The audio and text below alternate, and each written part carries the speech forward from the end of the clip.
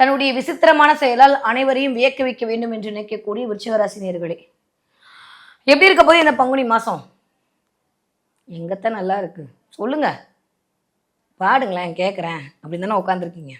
நானும் பாட்டாக தான் பாடுறேன் ஒவ்வொரு மாதமும், நீங்களும் ஒவ்வொரு மாதமும் கமெண்ட் போட்டுக்கிட்டு தான் இருக்கீங்க.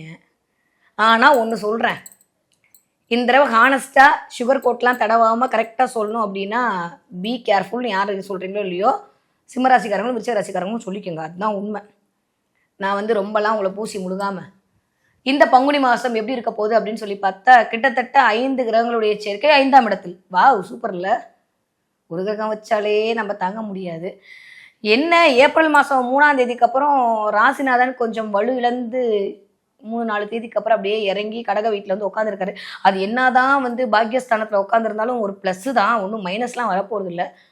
ஸோ விருச்சிக ராசிக்காரர்கள் கண்டிப்பாக பெண்களாக இருந்தால் உங்களுடைய கணவருடைய பிபி, கொலஸ்ட்ராலு, ரத்தம் இதில் கவனம். கிளியர்?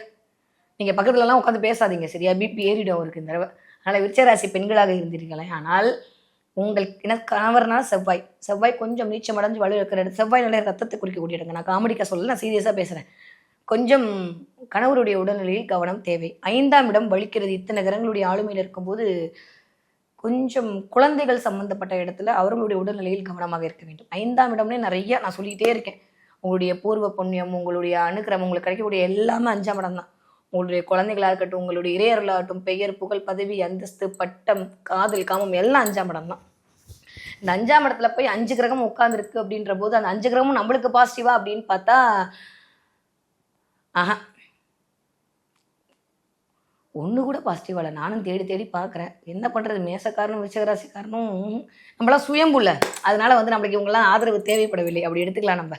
சரியா? இந்த விருச்சிகராசிக்காரர்களுக்கு ஒரு விஷயம் கன்ஃபார்ம், மாமனார் மாமியாருடைய அனுகிரகம் கிடைக்க போகிறது. அசிங்கமாக சொல்லிட்டு மேடம்ன்ற மாதிரிலாம் யோசிக்காதீங்க, நிஜமாக கிடைக்க போகுது. ஏன்னா 2 நல்லது நடக்க போகுது. கலகம் பிறந்தால் தானே வழி பிறக்கும். ஒன்றா மாமனார் மாமியாரோட சண்டை போட்டு சொத்து பிரித்து வாங்க போகிறீங்க, இல்லை அவங்க சண்டையெல்லாம் போடாமல் உங்களுடைய நல்ல மனசு தெரிஞ்சு இந்த அப்பான்னு உங்களுக்கு உதவ போகிறாங்க. சொந்த பந்தங்களிடம் கவனமாக இருக்க வேண்டும். அதே சமயம் சொந்த பந்தங்களுடைய ஆதரவும் கிடைக்கக்கூடிய மாதமாகத்தான் இந்த பங்குனி மாதம் அப்படின்றது யாருக்கு இருக்குது? விருச்சிக ராசிக்காரர்களுக்கு இருக்குது. அதனால் கவலைப்படுறதுக்கெலாம் ஒன்றுமே கிடையாது. இப்படியே பார்த்தீங்க அப்படின்னா 11ஆம் இடத்து அதிபதி உட்காந்துருக்காரு. எங்கே உட்காந்துருக்காரு? நீச்சமானாலும் நீச்ச பங்கத்தில் தான் இருக்காரு. அதனால கவலைப்படுறதுக்கு ஒன்றுமே எனக்கு தெரிஞ்சு பெருசாக யோசிக்க வேணாம். லாபம் வரக்கூடிய இடத்துல தான் இருக்கு. முதுகு வலியா, மூட்டு வலியா, கை கால் நீட்ட மடக்க இயலாமையா, அறுவை சிகிச்சை இல்லா குணம், ஆயுட்கால நிவாரணம். டாக்டர் ஸ்ரீவர்மா PCR, மகாராஜா தைலம் அனைத்து மருந்து கடைகளிலும் கிடைக்கும்.